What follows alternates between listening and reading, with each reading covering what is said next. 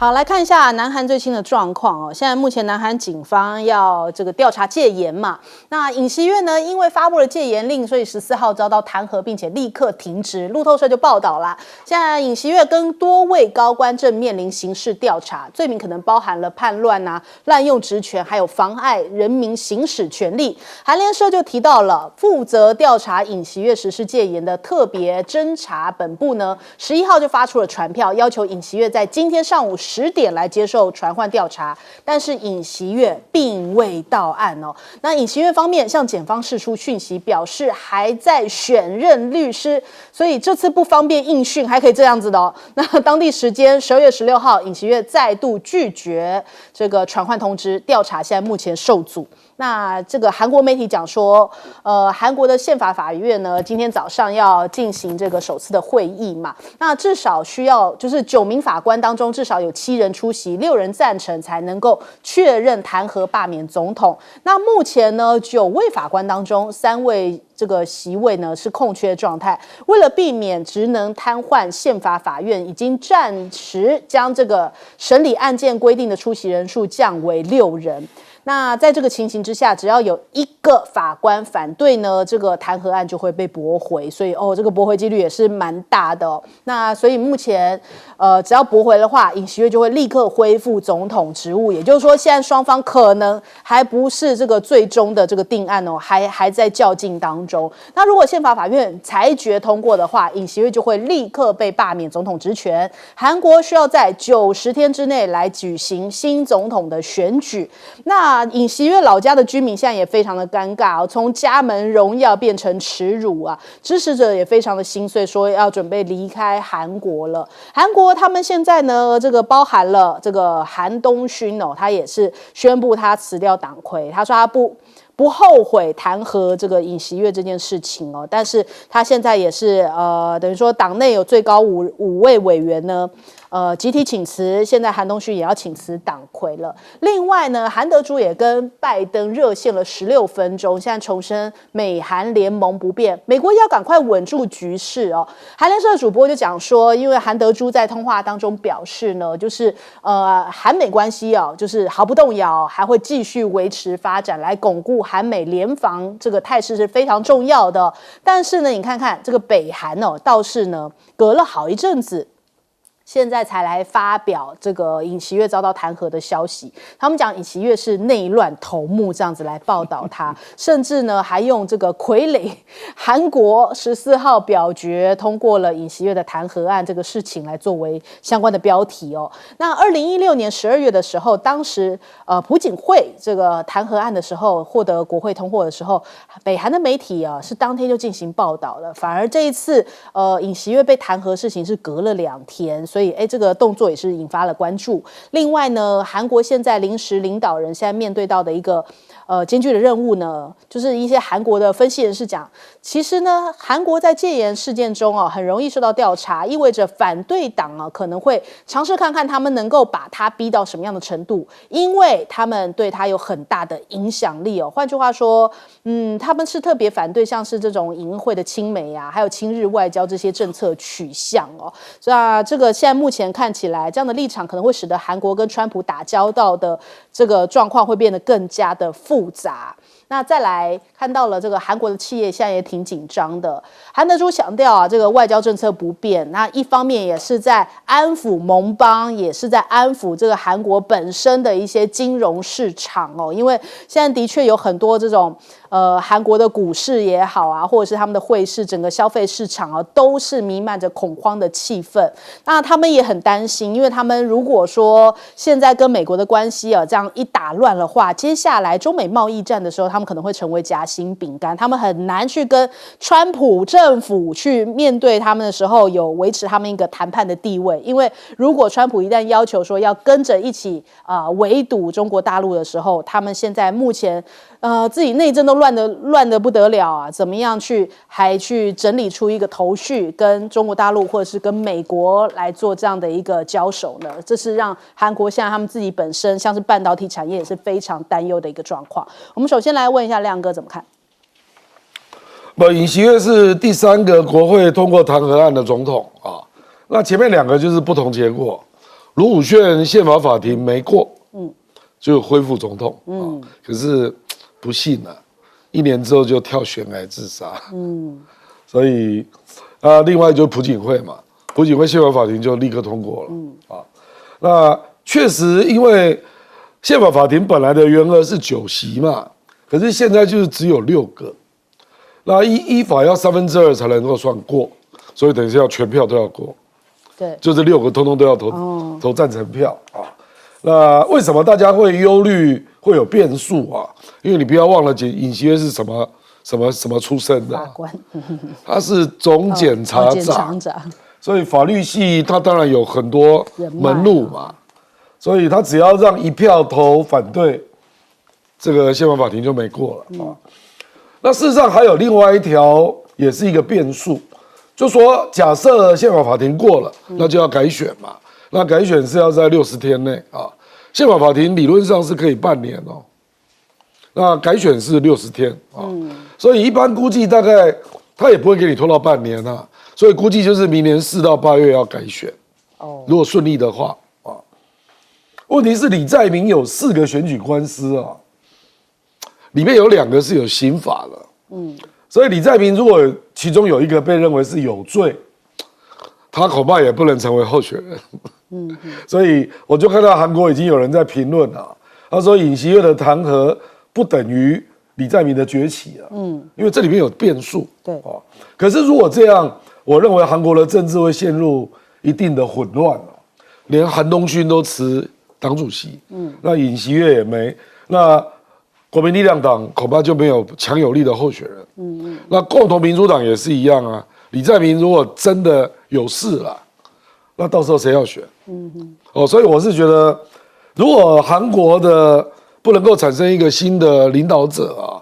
那当然你面对川普来的压力，你就会比较吃力啊。事实上，那个政治力量的一致对外还是蛮重要的啊。不过唯一的好消息就是说，韩国并没有在川普的优先名单啊。韩国第1个优先名单是墨西哥，我认为这个已经非常明显了。那个加拿大那个，我觉得谈的空间比较大。墨西哥问题真的很严重啊！墨西哥对美国的顺差是1600亿，而且里面真的有很多都是中国企业。那加拿大事实上大部分都是美国企业了，大部分啊。墨西哥当然也有美国企业，可是中国企业有相当的比例啊。因为这一期《金融时报》就去现场拍照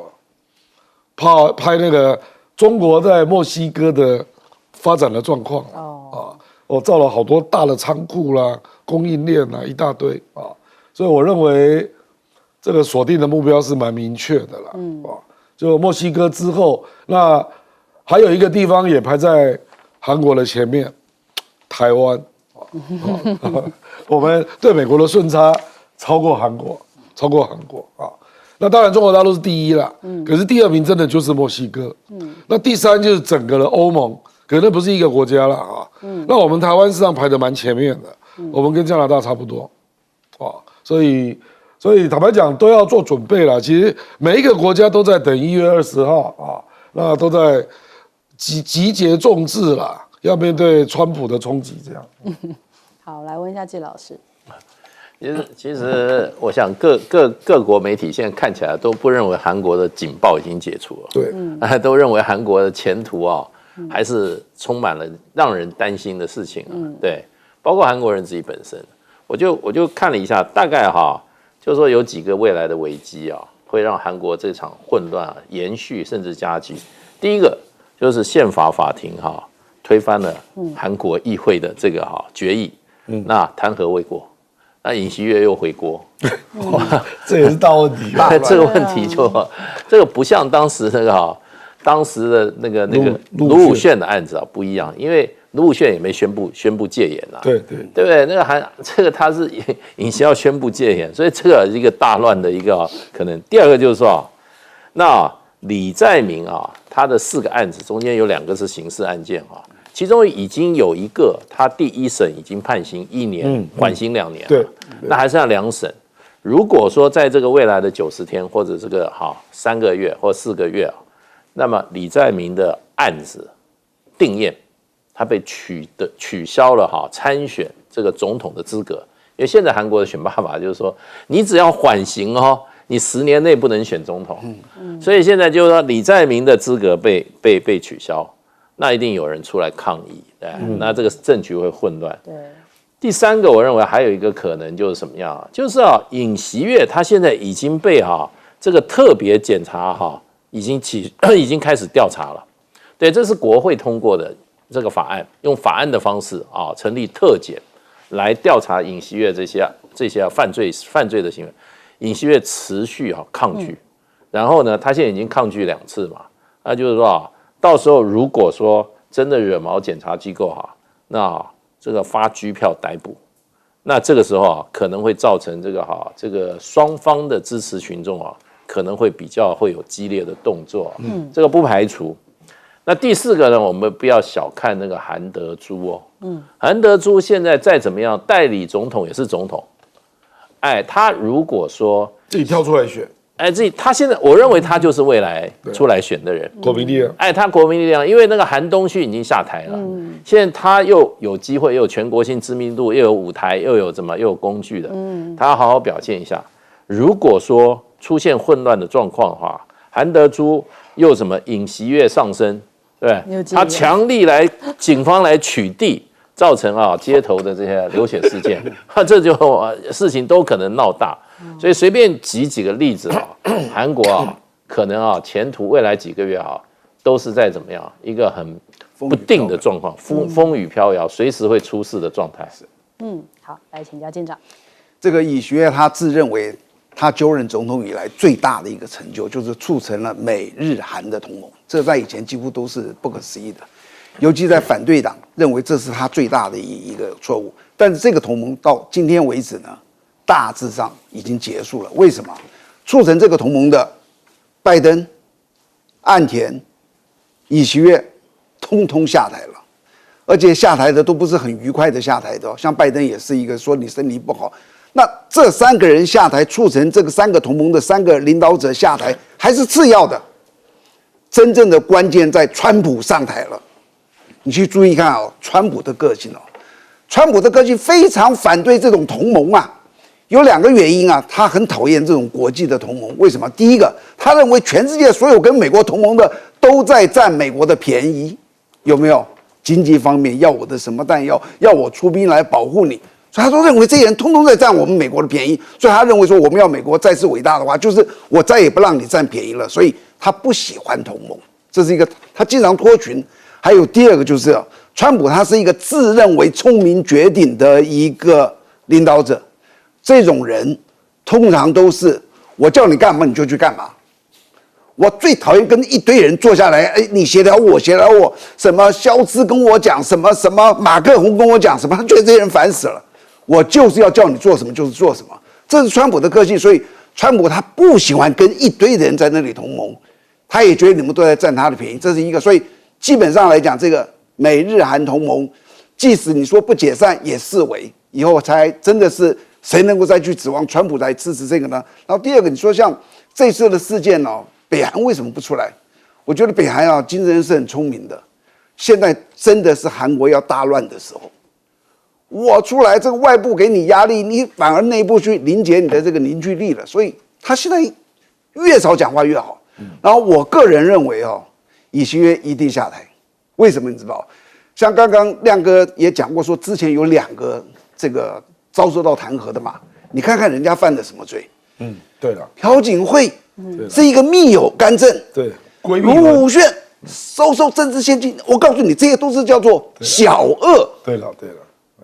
这次尹锡悦是背叛国家、背叛人民。如果说我今天只是下令一个说戒严，还好，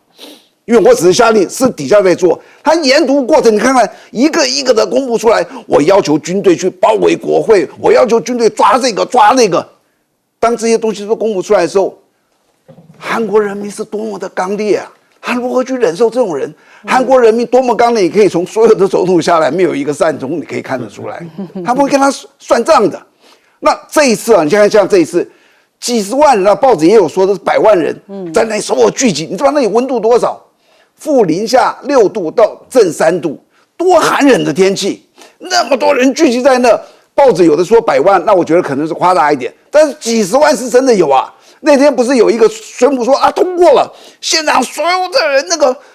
抱的那个哭的那种感动的老老少少的，你看那个镜头，那天他们多高兴。如果你现在哪一天跟他讲说宪法法院法官说不同意，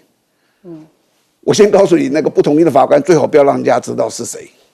否则你直接看这些韩国这么刚烈的会怎么样来跟你在这清算。所以我认为尹学院是下台定了。好，我们先休息一下，广州马上回来。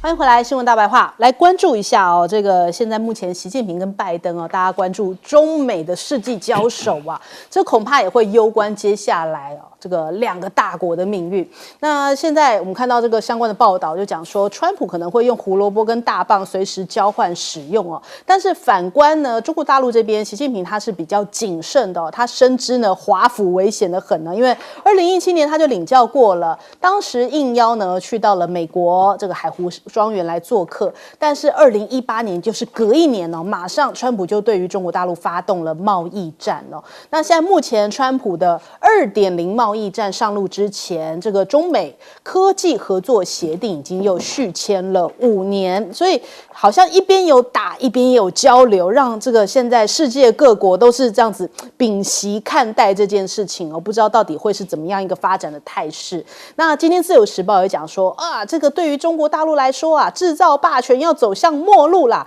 一旦川普的大棒挥下去哦，可能中国大陆的这个霸权时代就走到了尽头哦。他是这个站在《金融时报》的报道来做这样的一个解析哦。但是另外根据日经的报道呢，他说其实也不光是中国大陆受影响，美国自己也会失去自由贸易的果实，恐怕 GDP 会被这样的一个关税战直接拉低1.1%以上啊。那再来看到现在美国企业也很焦虑，不光是全世界各国担心在这一波中美贸易战里面被波及到，现在美国自己本身的一些大企业都赶紧跑去跟川普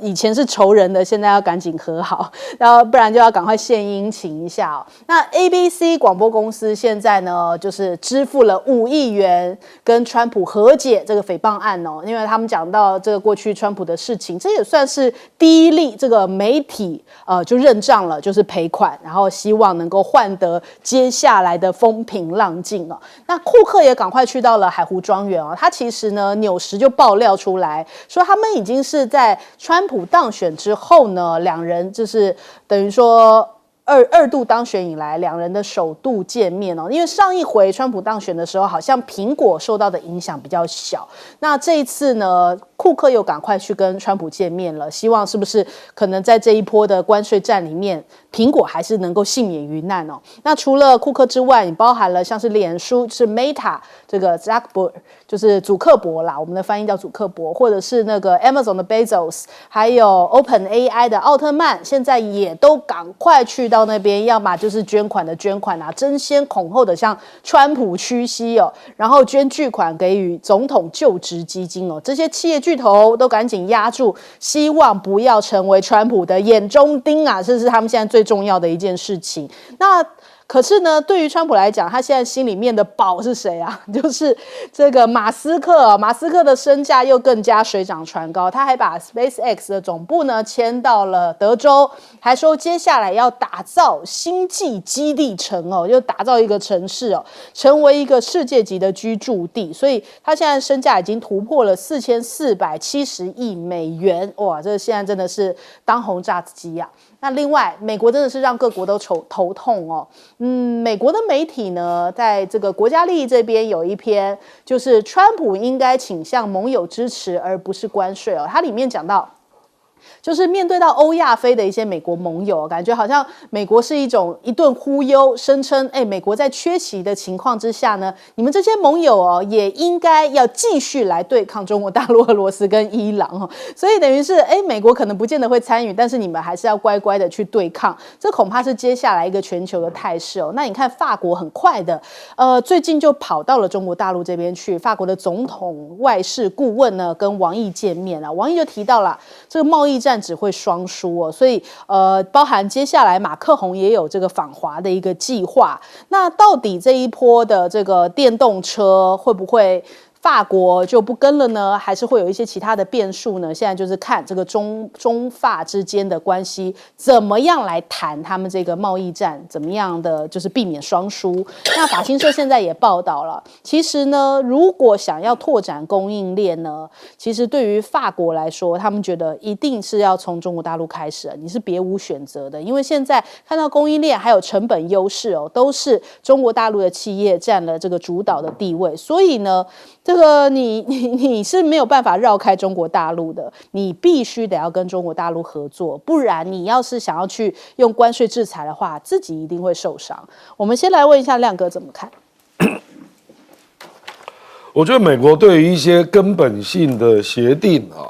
还是有一定的谨慎比如说这个科技合作协定，这个就非常非常根本，这会影响到美国所有的大学跟中国的合作，这个影响太大了啦，所以拜登也不敢不续签那接下来就是，我觉得川普跟中国争的根本性的，就是你要不要把 PNTR 给推翻就是最惠国待遇，这个影响是最大因为中国大陆如果没有最惠国待遇，那就是所有的产品都根据非最惠国待遇来起算。那它的地位就是伊朗跟白俄罗斯还有北韩那个影响就极为巨大所以我倒不会觉得看他们谈什么，而是你会不会碰这个我认为如果不碰这个，就是这个最惠国待遇不碰，就是 PNTR，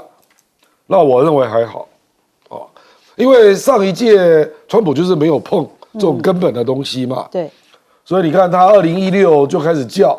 说要对中国课关税，那当时他喊到45结果整个课下来4年到2020，平均关税是19.3，那本来中国进口到美国大概是6000亿，那后来整个 cover 的范围只有3500亿，所以我觉得只要川普留余地了，就不去碰那个根本的框架比如说科技合作协定还有那个 PNTR 中国的最惠国待遇，如果这两个不去碰那我认为在那个框架里面，两个人在那边互殴了有得有失。总的来讲，我认为关税也不会高到哪里了，了不起19.3，那变成30，好不好？那这个可能性有这个可能性有。那因为中国大陆对美国的贸易也降低了嘛。现在大概只剩下5000亿左右，就出口到美国的可是你也不要忘了，中国的总贸易额也变大了，中国的 GDP 也变大了，所以它也比较承受得起，所以我认为会打啦，会斗殴啦，可是只要这个科技合作协定还有最惠国待遇这两个框框没有动那我认为是在可以忍受的范围了。大概是这样。好，来请教介老师。这个川普邀请习近平参加他就职典礼这个是国际惯例没有的，比较少的。另外就是说，美国也没这个传统，美国的总统那么多届没有一届的总统就职典礼邀请这么多外国元首。对，那其实这件事现在看起来最不想让习近平去的应该是美国的民主党。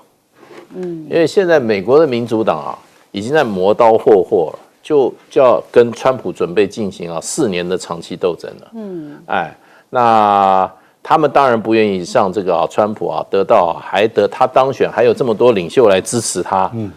觉得他是这个真命天子，如何美国的权势，Mega 已经实现了。你看，连中国大陆的领袖都来这个国家，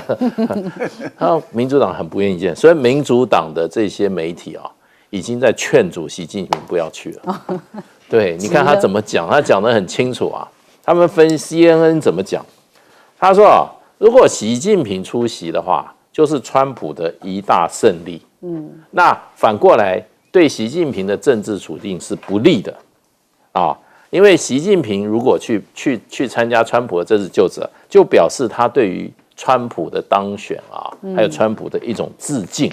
salute 啊，然后呢，这样子跟习近平一向想把中国大陆是扮演一个全球性角色的这个愿景这个想法是抵触的。你看他已经帮习近平讲好理由，说你最好不要来。对，第二个传说就是王毅，不然就韩正。王毅对，可是你看他这个问题川普不可测性。那个 Stinson Center 美国的也是智库也看得出，他说这个习近平来的话风险很大。为什么呢？他说参加完以后回到家以后然后川普就开始对大陆启动各种敌对跟那种抵制的行动，这个对习近平如果这样子的话，对习近平的在国内的威信跟他的信誉会产生重大的这个伤害。上次海湖庄园就这样海湖庄园就这样，所以你看看美国人，你看他面临这么贴心了，面临内斗的时候，他分析给习近平，意思说你千万不要来。这个川普苦口婆心的，对，这是苦口婆心啊。那实事上，我觉得中国大陆习近平也不会去，不会去。可是你看美国人多紧张，对，赶快分析然后不要让他得分，不要让他得分，然后你自己要小心。所以你看，美国其实我认为，川普上任以后最大的问题还是在内政。他最近他的那个所谓的边境沙皇 Hoffman 跑到芝加哥去，宣扬他你们要怎么配合将来我要怎么做这个遣返这些非法移民的事情。他前脚刚走，后面芝加哥市长他的民主党他说这个 Hoffman 在这边讲话都不算话。这些事情联邦都没有权利做，我们也不打算配合。所以我们这个有关非法移民的政策，我们自己是我们地方的权限。所以不会跟他配合，他走到哪都是这样。所以呢，我认为美国现在是内斗的危机大于他在外面惹的麻烦。好，请教舰长。很多人说这个川普是这个难以预测的，但是我说像这种人你就观察他的基本他的个性，他的基本面。我觉得我们去分析川普在未来的中美对抗里面他会做什么，是有2个东西你要特别去观察的。第一个就是Make America Great Again Mega， 就他一切就是以美国为第一优先，谁都不要来占我的便宜，这个是他从年轻到今天都没有变，这是一个。第二个，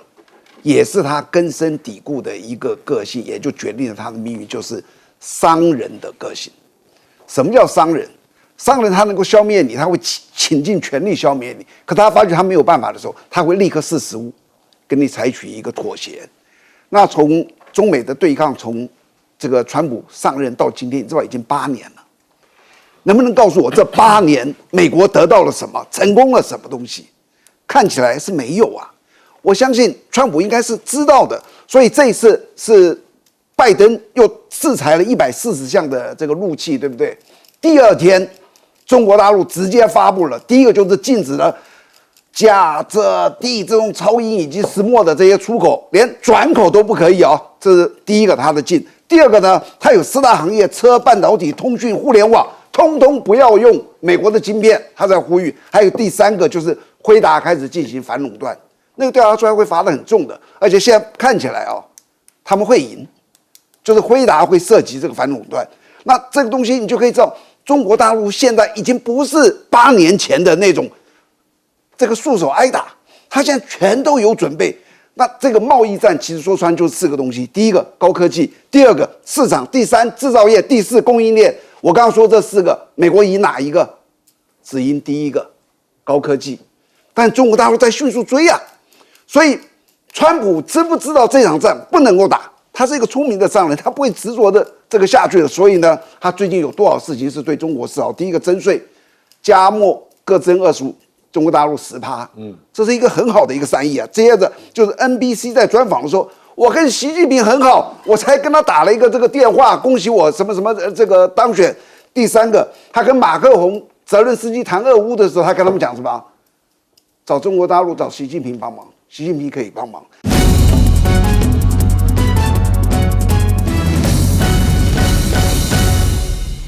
欢迎收看《新闻大白话》，我是主持人翟轩，马上欢迎一下这个阶段加入我们讨论来宾，前大使谢文吉，翟轩好，各位朋友大家好，前张千健舰长黄镇辉，主持人、各位观众，大家好。还有耶鲁政治学博士郭正亮，稍后加入我们。好，我们马上来看一下这个两岸交流到底是谁在扯后腿哦？现在绿委修法就讲说，他们好像是冲着这个中国大陆嫁到台湾来的，就是过去我们称为陆配这样的角色，就说要来修法说外国籍者不得登记为候选人。人家讲说外国籍这是什么意思呢？那如果你要讲外国籍，萧美琴呢？那是不是这个具有外国籍的人就是不可以来登记？萧美琴是不是要首先列为这样的人选？你不能拿这个美国的这个国籍嘛？但是呢，网友也提到，他说，可是我们的宪法来说，大陆地区并不是外国呢，那你这个外国籍到底是什么意思啊？现在这个石雪燕条款绿营急着要推，就说哇，这个是拥有外国国籍不可以再让石雪燕这样子有陆配身份的人来担任这个不分区立委的提名人。但是他是大陆地区啊，不然你先修宪好了吧？民进党你先把这个宪法修好，或者是你先宣布台独，就是台湾真的这个正式在国际上面独立，你先宣布完，你再来推这些其他的，不要总是好像在搞一些枝微末节这种事情，何况不合宪法那我们看到了这个绿营，就是绿营这样子提出来。学者就讲说，这个绿营呢是在搞一个小动作，就从法治面来操作两国论就想要透过法律来证明两岸是不同国家，这样用法治面来暗暗的操作两国论那这几天呢，我们看到这个亮哥不是去到大陆寻根嘛，祭祖嘛，那可是又有人要出来出征，就讲说这个事情什么种种的，又要开始有所批评但是过去我们也看到陈水扁也好，吕秀莲也好，谢长廷也好，都有回去祭祖寻根啊。那谢长廷当时在这个东山祭祖还哽咽流泪耶。人能够忘本吗？人能够断掉这些根吗？所以这是让大家觉得很奇怪的。这有什么好出征的呢？那再来双城论坛今天看到了这个上海团来到了台北那下午要来进行一些晚宴交流。我们看这一次呢，总共是有92人来。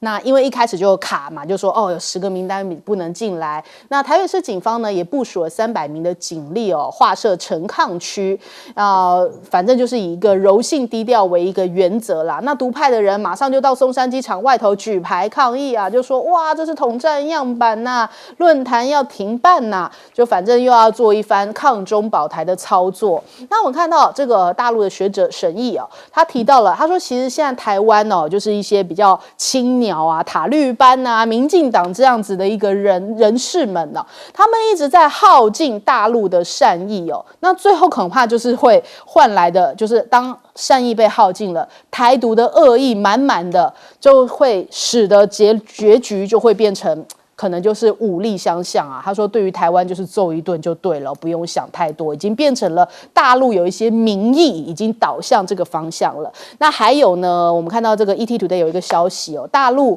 首提就是上周解放军的台海行动，就是两岸有10艘的这个军舰在台南的海域密集的对峙这是枢密院10号公开了一份卫星图，就是在我们的台南海域外头，解放军派遣了到台海周遭的军舰数量其实是越来越多，那出动了052D 的驱逐舰跟052A 的护卫舰，台湾方面则是试图做出1对1的盯防姿态同样派出了5艘战舰，所以在台南的海域这一边出现了这样的一个对峙场面。金融时报还提到呢，这一次不是这个中国大陆的大规模的部署嘛，但是并没有宣布演习。他说这个代表说可能台美接下来要面临一些挑战就是我可能有演习，但是是我却用不宣布的方式就展开接下来的一些什么军事上面的一些操演哦。他说恐怕这会是一个未来的新常态。那美国学者也示警了，他说这一次呢第一岛链大规模的这样的一个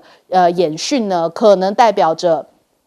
正在练习一种封锁行动，就是中国大陆正在进行第一岛链的封锁。那目的是为了要提高美国或是其他盟友突破封锁的成本和风险。那也是向这一个外国表明，如果有人尝试要派着飞机或是舰艇穿越这样的一个封锁线，恐怕是没有办法安全通过的。因此呢，如果强制要操纵这些飞机或舰艇的人，可能的结果就是无法生还。这是美国学者的一个解析。那再来 CNN 也提醒就说川普让台湾猜不透台湾恐怕要自救，靠着这个对美宣传来提高军费来赢得信任。但是你仔细看一下内文就是我们今天看到所有各报绿媒告诉我们都是CNN 提醒我们要注意，但是呢内文是什么？内文是我们自己就是自己内销转外销再转回来变内销，就是我们自己的国家安全会议的前咨询委员。他讲说，大多数人都很焦虑由于川普是不可预测的，所以我们不清楚在他的第2任期之内会更安全还是更危险那 CNN 报道完之后，我们其他媒体又引述了说CNN 提醒我们。那的确啦，也有一些讯号代表说美国好像真的也慢慢在抽手，因为比方在冲绳这边的美军已经开始出现了部分撤离的情况他们大概有100名的陆战队员已经移师关岛了。那目前驻冲绳的陆战队员大概是19000人，最终呢会有9000人要迁离，所以是不是慢慢第一岛链不是主要的一个战场了，而是要往第2岛链撤？那第一岛链就是自求多福了嘛？那我们来问一下亮哥怎么看？陆配重点是他如何放弃中华人民共和国的国籍嘛？那请那个陆委会外交部指路嘛？提供协助。因为他们没有办法处理就是因为大陆不把台湾当作国家嘛，他就是卡在这里所以就真的就只有两岸才有这个问题，因为他现在就是说你比如说以前萧美琴就要特别到第3地去放弃美国籍可是他并没有所谓的双重身份的问题，可是陆配他怎么放弃中华人民共和国籍？请陆委会跟外交部提供做法嘛？据我了解，目前没有办法做。那除非修宪喽。我不知道因为大陆也不会办你的 case 他就觉得说你在台湾，你到底要放弃什么？对就变成这样嘛。那至于小弟去这个寻根祭祖，这也会变成政治问题，我真的觉得莫名其妙。我跟你讲那个陈水扁、吕秀莲、谢长廷，还有王金平，很多人寻根祭祖主要是怎么样？第一个是个人的嘛，就是你缅怀先祖是从大陆来的，比如说我到台湾是第4代那第二个就是那个尤怡农讲的吧，说这个有政治目的。他说你在演哪一出那好吧，那我们就说你要不要正式回应他？我们要希望两岸能够维持一定的善意那文化历史的根，这个就是最基本的吧，血缘这最基本的吧。那请问当年陈水扁、吕秀莲、谢长廷去寻根祭祖，难道不是怀着这个政治目的吗？就是希望说我们是有历史文化血缘上的根，有一定的善意，我们是一个特殊的关系，那难道他们没有这个意思吗？你说这个叫政治目的那我后来看他下面的答话，人家说为什么陈水扁可以，郭正亮不行？他最后只好说，因为郭正亮不是律师团那一代他是年轻这一代那你就原谅他了是不是？原来我63岁是年轻这一代。我觉得他的意思就是说，他希望从此以后台湾都不要去祭祖了，都不要去追根了。怎么可能？就是说我年纪也不小他说郭正亮是年轻一代，感谢其实我年纪不小了他的意思是说，希望是陈水扁那些人以后的台湾人，你就不要去追根的啦。为什么他可以规定我们要不要追根？我就觉得很奇怪这个我坦白说，这个就是绿营他现在对于只要能够营造两岸正能量的事情，因为他们都做不到，所以他们感到焦虑万分所以你看罗文嘉不可能不知道两岸的一些实际状况。比如说那3个一贯道的道亲啊，现在资料知道了，是广东的公安逮捕嘛。那人家也请了律师，结果他要求蒋万安去处理。你双城论坛是上海，那个是广东的公安。对啊。请问他怎么处理啊？那照理讲应该是罗文嘉你去处理啊。对啊。你不是有两岸有那个什么互助司法那个问题？抗中保台也是然后他通通都没有管到嘛。那既然连那个八旗的复查他也要扯到蒋万安，八旗的复查已经2年了，你民进党到现在没有办法把人家救出来，就乱扯一通嘛。他在两岸上就完全充满负能量，那对别人可以做出正能量的交流，或者做出一些正能量的一些事情。他们就眼红、抹黑、抹红嘛，就这样嘛。这是自甘堕落的政党嘛。好，来请教介老师。罗文嘉他的工作就是要营救在大陆出事的台湾同胞。对，他居然说把他的工作交给别人来干，那你薪水也叫台北市政府交给台北市政府，谁干谁领薪水嘛？他的薪对不水对？这很简单啊，那你薪水就不要领啊。你不是把工作分给别人，是别人把工作交给你啊。对不对？你办不到的话，那就辞职，你就把你机构关掉。对，说台北市政府以后这个薪水人民的薪水就由台北市政府来领。对，你那个海基会领多少钱啊？你问他罗文嘉1个月多少钱？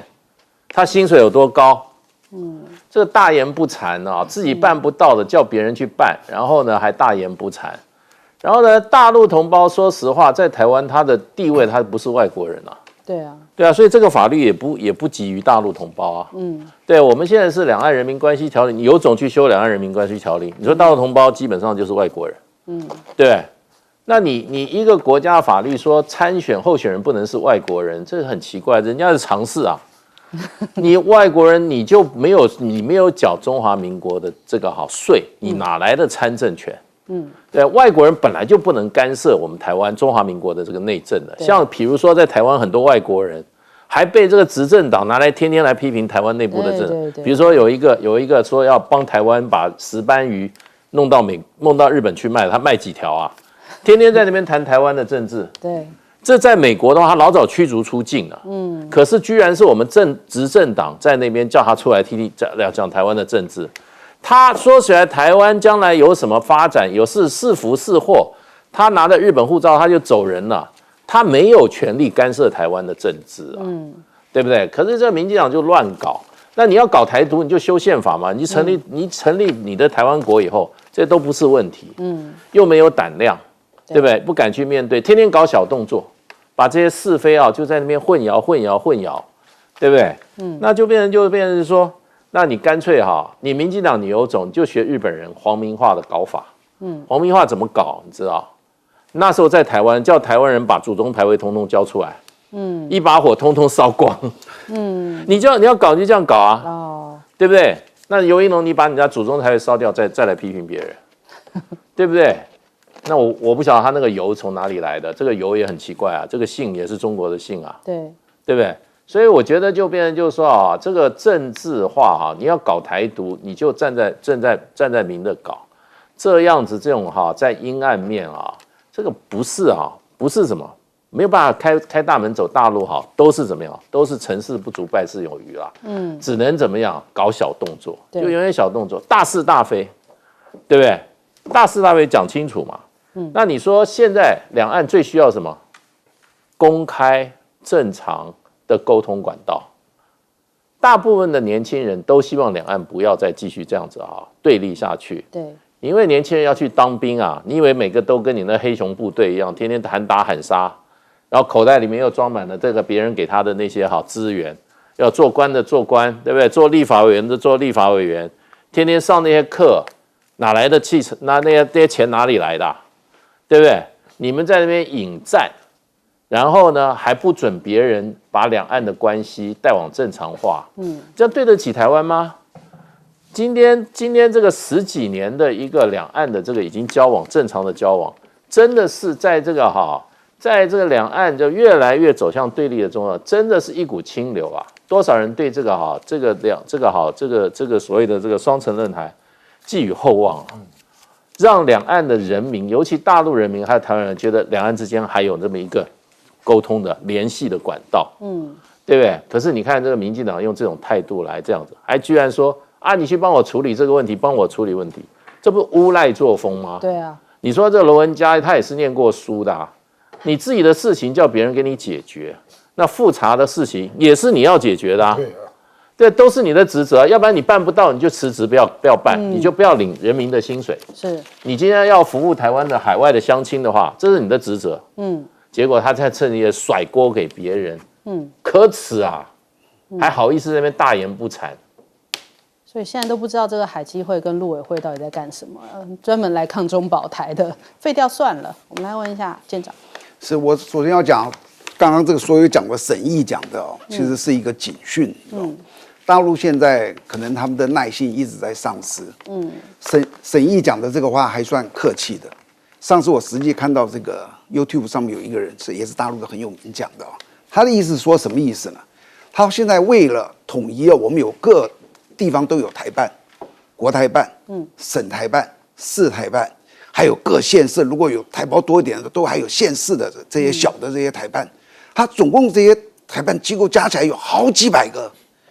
所有的职员加起来有数千人，你知道我们一年为了这些台办，为了统一的这些台办，我们花了多少钱？每一年这样花下去，这是一个国家的一个正确的一个方向吗？那我们还不如就直接打武统。那当然大家说我武统是多严重的一件事啊，但是你可能忘记了一件事情，武统怎么样？武统可能在很短的时间内就会结束，它不是打像这俄乌战争打个2年3年。上一次我记得也是一个在 YouTube 上面有人在问一个学者。说你认为如果武统的话，多久的时间会结束？他举了一个人家说5礼拜，不是5天，不是5小时，不是。他说我从1数到5之内就结束，就是很多人是这样子的想法。这个观念现在在大陆逐渐叫做鹰派吧，鹰派的观念逐渐的在散播，大家已经开始越来越不耐烦了。尤其民进党现在表现的就是，有时候你真的想想，有一句俗话就是。讲10句好话，不如3记巴掌。这个时候，我们是不是应该要去真的要思考一下，怎么样跟对岸？然后我最近听到几个人讲，我突然觉得说，可能